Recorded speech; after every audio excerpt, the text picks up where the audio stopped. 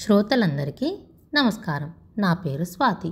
ఈరోజు చందమామ కథలు 75వ సంచిక సెప్టెంబర్ 1953లోని 1వ కథ నరుడు నాగు.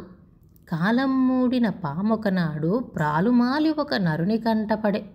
అమాంతముగా తానా పని చేస్తే సమస్త విశ్వం సంతసించునని తప్పుకుపోయే పామును పట్టి గుప్పిట సంచిని గొంతు బిగించి తను చేసిన పని తనకు తృప్తిగా ఘనత చాటుకున్న నరుడిట్లనియే.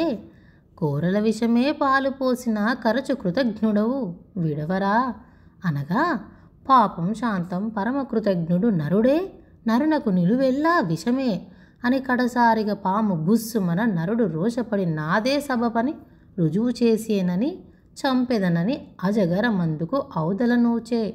ఆ సమీపమునే ఒక ఆవుని గని ఈ సమస్యనిడి ఏమి చెబుదువా అని నా లేగులకును నోళ్లు గట్టి నా ప్రాలు త్రాగి తెగబలిసిన నరుడా, ముసలితనములో విసిరివేస్తివే కసువులేని ఈ పర్ర మీదను ఇంతటి పామును నరునేమించుచు ఇంత కృతజ్ఞ చూపగలదే అనా. ఆవును కాదని ఎద్దుని పిలిచి నీవు బుద్ధిగా నిజము చెప్పు అనే.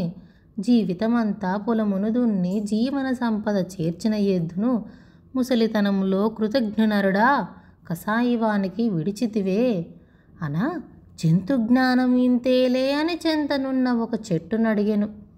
చివురులు పువ్వులు కాయలు దోచి చివరికి నన్ను పాయి చేర్తివే అనా. నది హుత్తని సర్పం చచ్చే వరకు చేతి సంచితో చెట్టును బాదెను. నచ్చని సబబులు నరునికి చెబితే పిచ్చి కుక్కవలె పీడాకరుడగు అదిగే కదా అని అప్రియ సత్యం బుడి చెబితే భువికే మోసం.